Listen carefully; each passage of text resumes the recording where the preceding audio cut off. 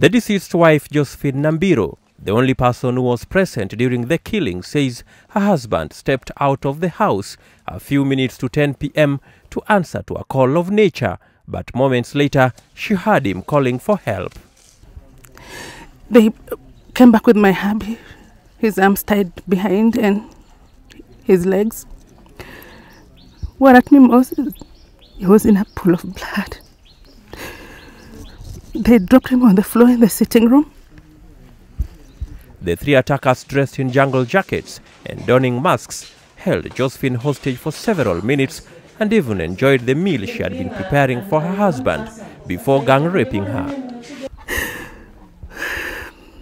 Then they took me. Some are crazy. Did you really manage to see the kind of maybe the other people apart from the knife? Did you manage to see? Yeah.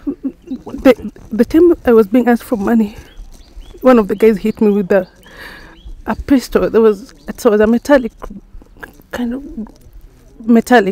pistol kind of. So, you know, then I thought maybe it was a toy or something. But when he hit me with it, it was so hard. And besides the electronics, the gangsters also made away with a laptop and a briefcase containing confidential documents. They just told me they had done away with my hubby.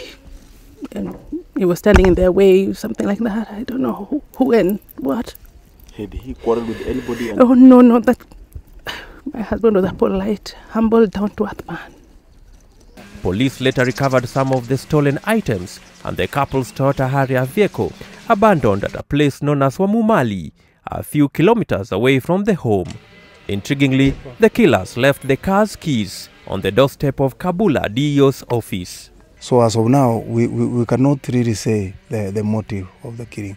We obviously cannot be robbing, because robbery, because they started with him outside there. You know, when robbers would have forced him into the room, yeah, and asked him for money. But they just met him there, shot him. So we are yet again to know how he came out of the house. Ronald had just returned from Nairobi, where he said to have attended a board meeting of Mumias Sugar Company whose details remain scanty. Only last month, the sugar miller's CEO Errol Johnston bowed out after allegedly declining to renew his contract under unclear circumstances. Last Saturday, during the NASA rally in Kakamega, ANC party leader Musalia Mudavadi had sensationally claimed that some top Jubilee leaders had demanded 10 million shillings from Mumias Sugar Company.